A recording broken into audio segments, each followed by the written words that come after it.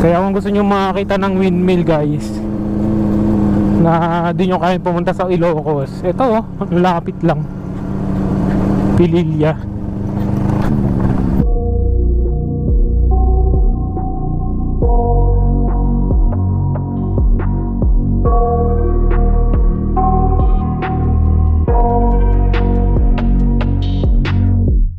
I got nightmares in my head, I fear that the thoughts build up until I can't hear.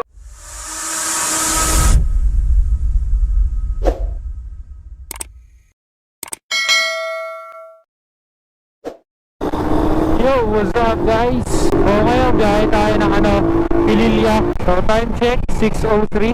Pupunta pa lang kami sa meetup. Ang oras kasi ng meetup 5 o'clock daw. Kaso alas 6 na. So bale mga 15 na motor ata kami ngayon. Habol lang kami. Ewan ko kung nag-take off na sila, kasi 5 AM ata ang meetup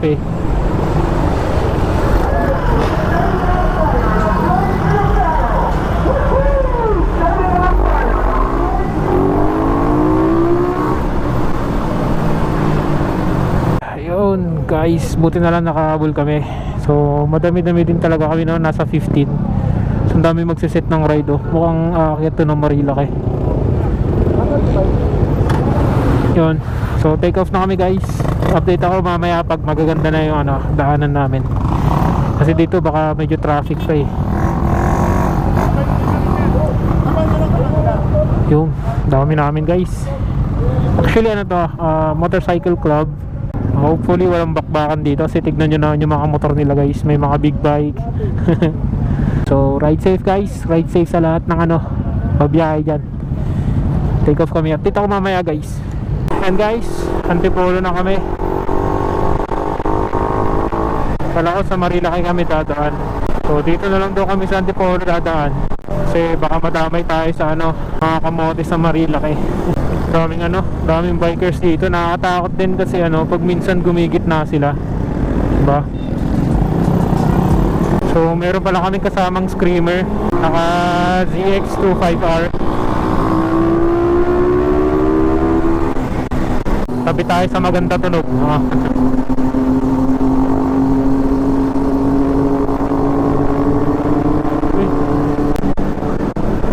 Sabi, lamig dito. Sarap ng hangin.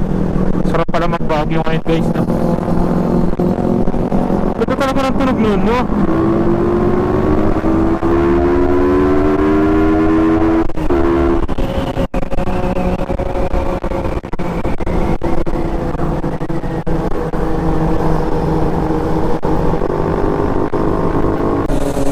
Lamig. Ganda talaga ng tunog ng mga 4-cylinder na inline. Sa atin kasi tunog lata Yun, so nga pala, halo-halong motor pala to guys, no? May mga naka Honda Beat dito. Bale, chill ride talaga ang mangyayari. Pero ewan ko sa iba, kasi may mga bakbakero din daw dito sa grupo na to. Bale, gala-gala lang din ako ngayon. Sa mga nagdaang linggo kasi puro na lang ako trabaho. Hindi ko na na-enjoy yung motor ko. Gala naman tayo para masaya. Medyo malayo-layo rin to, Pililya Windmills. Dito na kami sa mga sharp curve ng Antipolo. At magaganda na rin yung mga tanawin.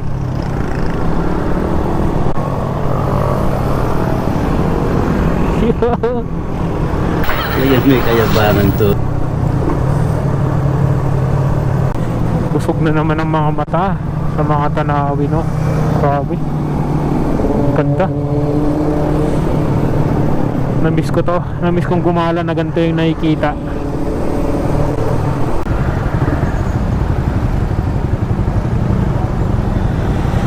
Grabing curve to sakit sa mata nung sikat ng araw. Grabe, hindi ko alam kung sino sinusundan ko sa kanila. Bago pa lang kasi kami sa grupo na to, kaya hindi pa familiar sa mga motor nila Hindi ko alam kung tama ba itong sinusundan namin. Basta tatlo lang kami magkakasama eh. Oh. Grabe, ihina ako. Tutok pa yung sikat ng araw sa mata. Kaya medyo sisilaw eh.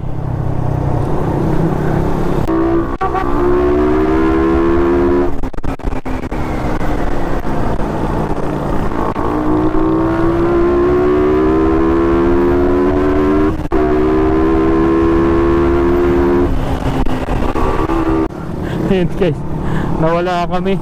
Hindi namin alam kung nauna kami or nauna sila. Dami kasi motor eh. Hindi namin alam kung sino yung mga sinusundan namin. Kaya nag-waze na lang kami sa Pililya Windmill. Sa bagay doon din naman ang punta namin. Kaso nga lang, di na naging group ride. Wala eh. Watak-watak yung rides eh. May mga nauuna, may mga nauhuli. May nahanap kaming isang member na wala din daw sa paningin niya. So hindi namin alam kung nauna ba sila or nahuli. Feeling namin nauna na eh kasi naghintay pa kami. Ang dami kasing riders, sabay-sabay na ano. Sunday kasi ngayon guys. Ayun guys, nakakita na kami ng ano, windmill. Yun oh, ganda. Daming windmill. Tapos ang ganda pa ng daanan. Sarap.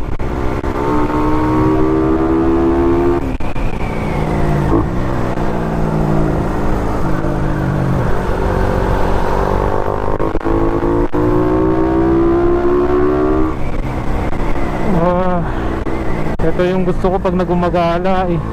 Yun naman yung tanawin. Sarap talagang gumala pag ganito. Tignan nyo yung tanawin guys. Ganda.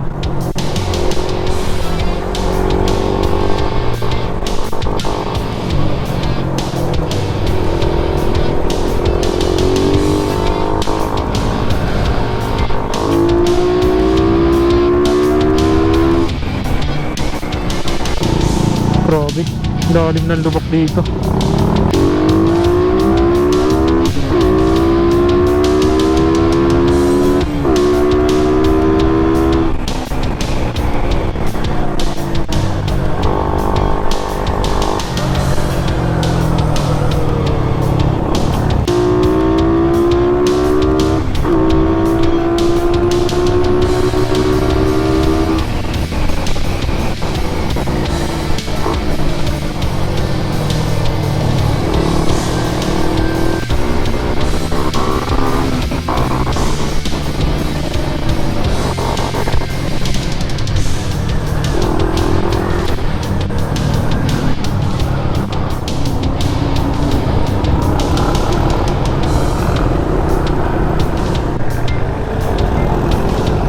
Nawala yung isa.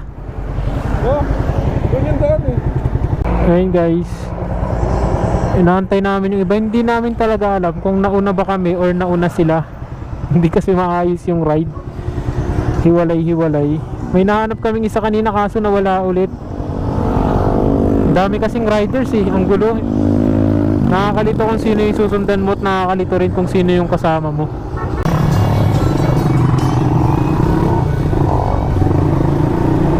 So magpasata kami. Antayin namin yung isa kasi naiwan.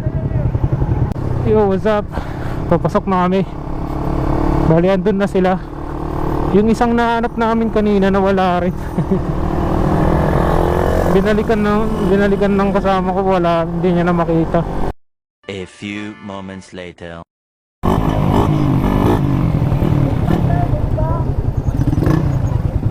Andito na pala eh. Hindi ako maka-overtake sa dalawang kotse kanina. Baka nung lumagpas tayo, saka siya pumasok dito. Guys, andito na kami. Uy, may ganito pala dito.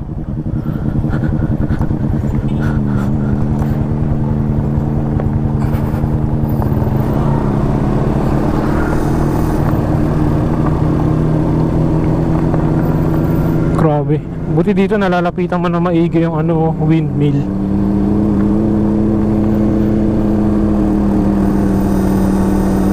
Kaya kung gusto nyo makakita ng windmill guys, na di nyo kaya pumunta sa Ilocos, ito oh, lapit lang, Pililya, diba? Lapit sa windmill.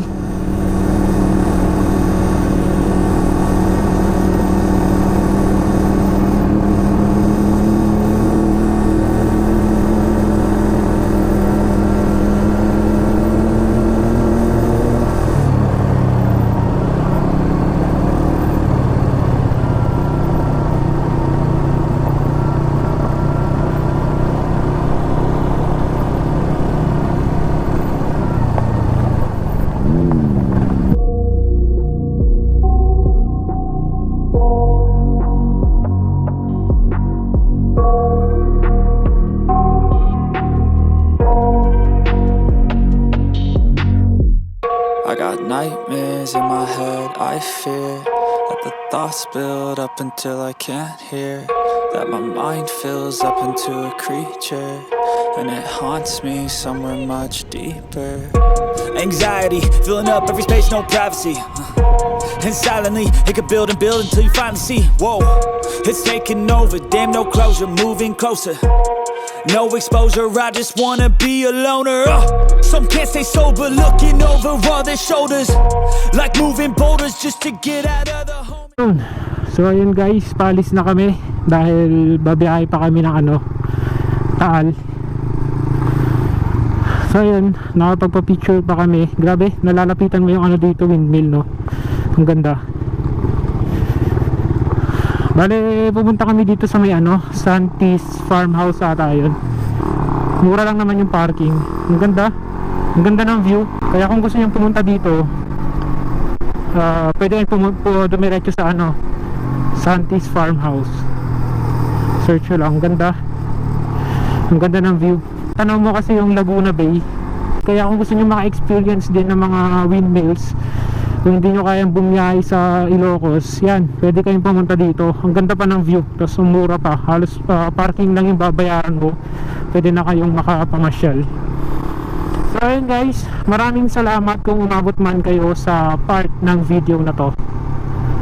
Sana huwag nyo kalimutang mag-like at mag-subscribe dito sa aking YouTube channel. Hanggang sa muli guys, peace out.